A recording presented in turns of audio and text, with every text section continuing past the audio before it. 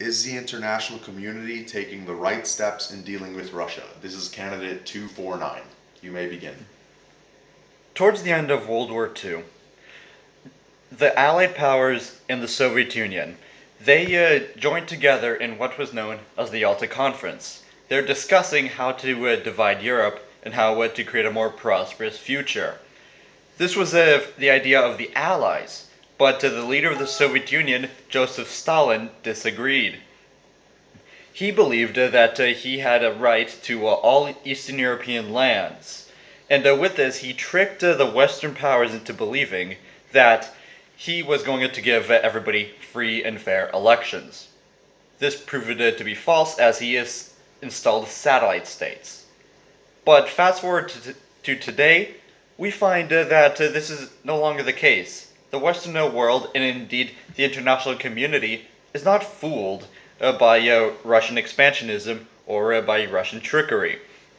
And so, when answering the question, is the international community taking the right steps in dealing with Russia?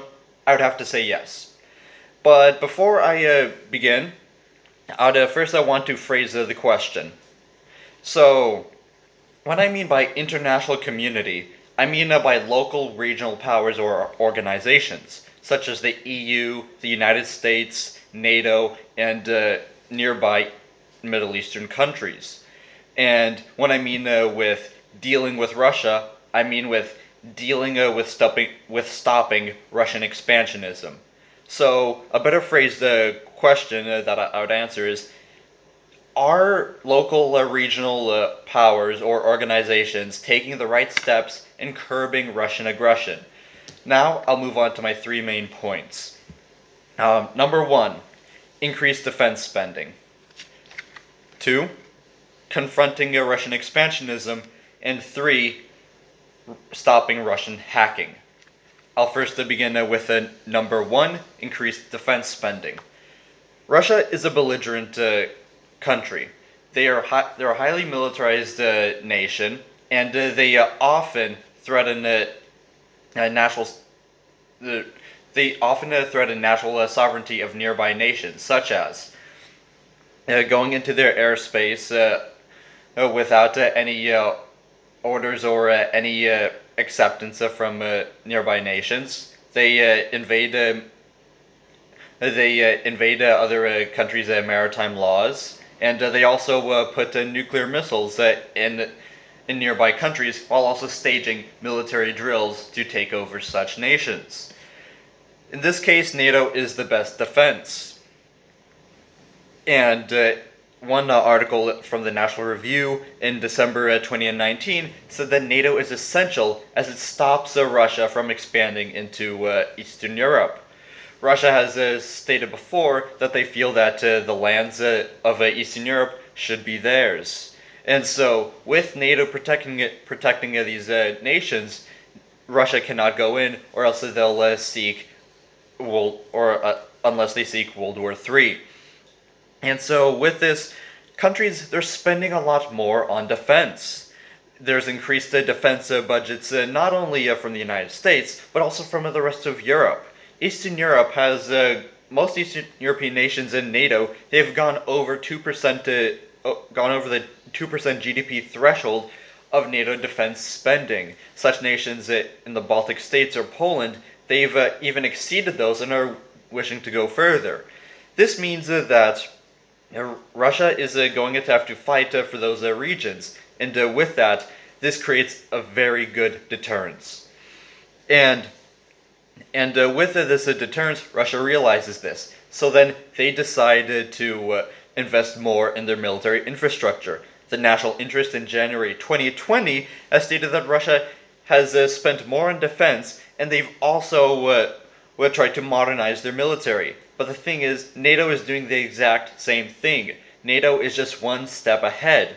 And so with this, it seems to be the best option is to do an arms race, because Russia is hemorrhaging money from this. They can't take on the whole of NATO. Their GDP is similar to that of Italy. And so with this, an arms race could potentially hurt Russia much more.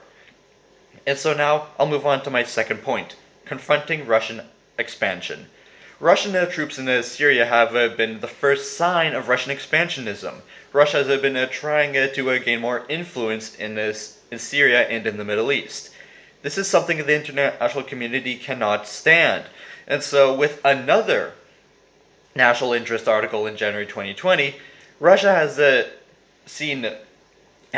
gone through many pains to try to make closer relations with their neighbor Belarus. While Russia and Belarus are friends, Russia sees Belarus as an extension of Russia, and therefore they should be incorporated into Russia. But with this, the international community has condemned Russia for such actions of annexing an independent state. Even Belarus has condemned these actions.